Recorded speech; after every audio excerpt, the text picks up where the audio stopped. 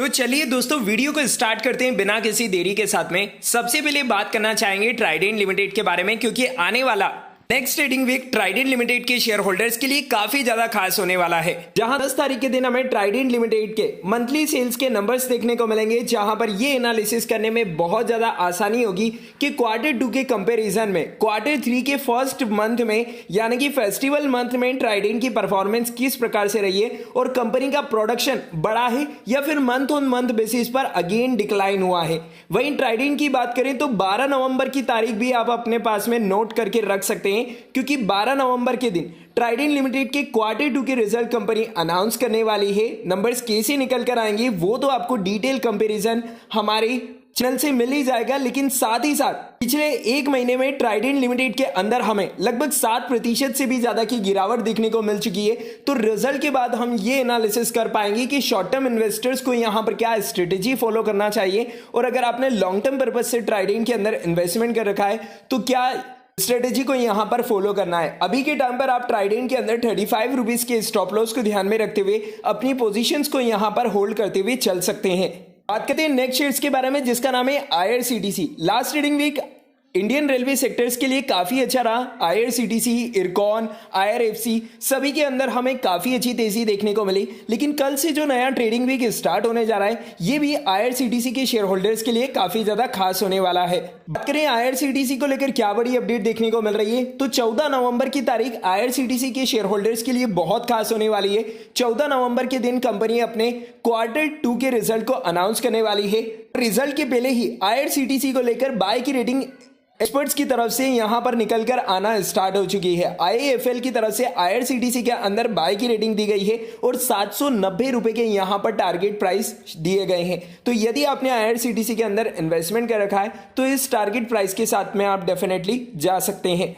बढ़ते हैं next shares की तरफ, जिसका नाम है Indian energy exchange limited. Last trading session में आईएक्स के अंदर हमें 1.5% की गिरावट देखने को मिल रही है, और अगर पिछले एक महीने की परफॉर्मेंस की बात करें तो ऑलमोस्ट 3% से नेगेटिव शेयर्स अभी हमें ट्रेड होते हुए देखने को मिल रहा है। लास्ट फ्राइडे के दिन ही हमें मार्केट क्लोज होने के बाद में आईएक्स के एक इंपोर्टेंट नंबर्स रिलीज होते हुए देखने को मिले हैं, जो यहां पर मंथली पावर ट्रेड के नंबर्स जो कंपनी डिक्लेयर कर दिए वो यहां पर कंपनी ने डिक्लेयर कर दिए हैं, जहां पर अगर आप देखेंगे तो लास्ट ईयर के कंपैरिजन में कंपनी की पावर ट्रेड के अंदर 13% की गिरावट है, यानी कि अगेन आईएक्स के अंदर काफी बड़ी गिरावट हमें देखने को मिल रही है, और इसका एक नेगेटिव इंपैक्ट कल के दिन हमें आईएक्स की शेयर के ऊपर देखने को मिल सकता है।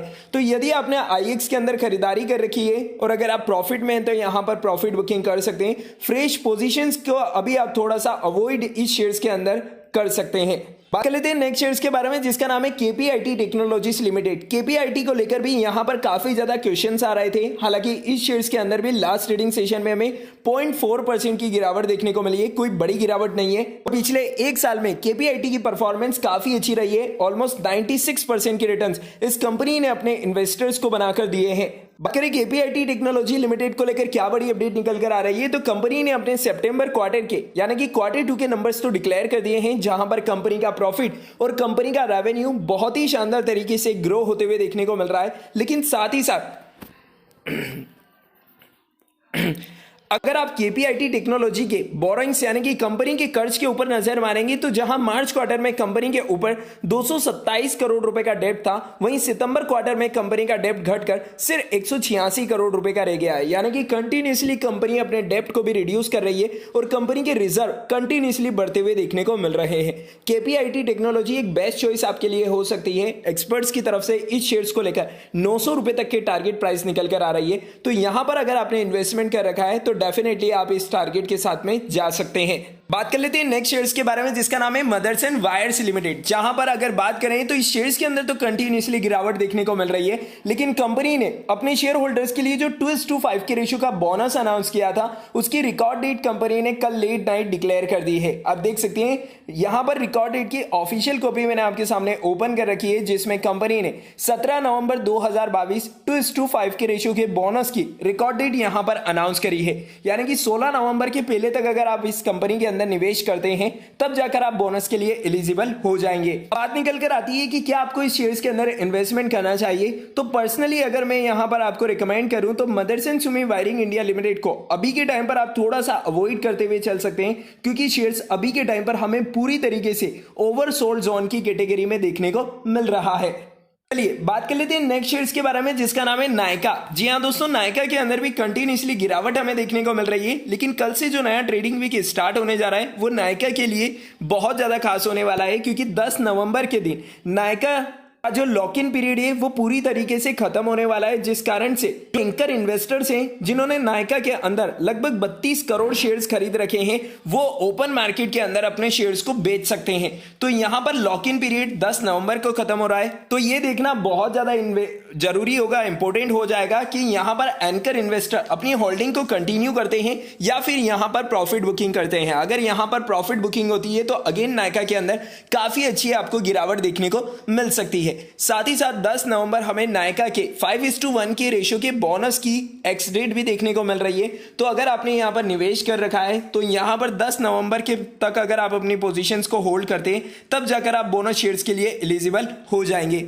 चलिए अब बात कर लेते हैं मार्केट के लिए क्या 5 इंपॉर्टेंट अपडेट्स हैं जो कि इस वीक आपको नजर बनाए रखनी है। सबसे पहले यूएस का जॉब डाटा। रिसेंटली यूएस ने अपने अक्टूबर मंथ के जॉब डाटा को रिलीज कर दिया है, जहां पर नंबर्स काफी अच्छे हमें देखने को मिले हैं। यानी कि अगर पूरे साल के नंबर्स उठाकर देखें तो इस मंथ में, अक्टूबर मंथ में यूएस के जॉब नंबर्स काफी अट्रैक्टिव निकल कर आए हैं, तो मार्केट के लिए एक पॉजिटिव सेंटीमेंट है। वहीं अगर सेकंड पॉजिटिव न्यूज की बात करें तो इंडिया के यानी कि इंडियन इक्विटी बाजार के लिए फॉरेन इनफ्लो, फॉरेन इन्वेस्टर्स की तरफ से वापस काफी अच्छी खरीदारी स्टार्ट हो चुकी है। रिसेंटली $2 बिलियन का खरीदारी इंडिया के अंदर फॉरेन इनफ्लो की तरफ से आई है, जो कि काफी पॉजिटिव सेंटीमेंट यहां पर देखने को मिल रहा है। तो एफआईआई और टीआईआई की एक्टिविटी के ऊपर भी आपको नजर बनाए रखनी है। जैसा कि आपको बताया कि Q2 की रिजल्ट सीरीज चल रही है, इस वीक भी हमें लगभग 85 मेजर कंपनीज के यहां पर जो Q2 के नंबर से वो देखने को मिलने वाले हैं, जिसमें अगर मेनली बात करें तो कॉल इंडिया,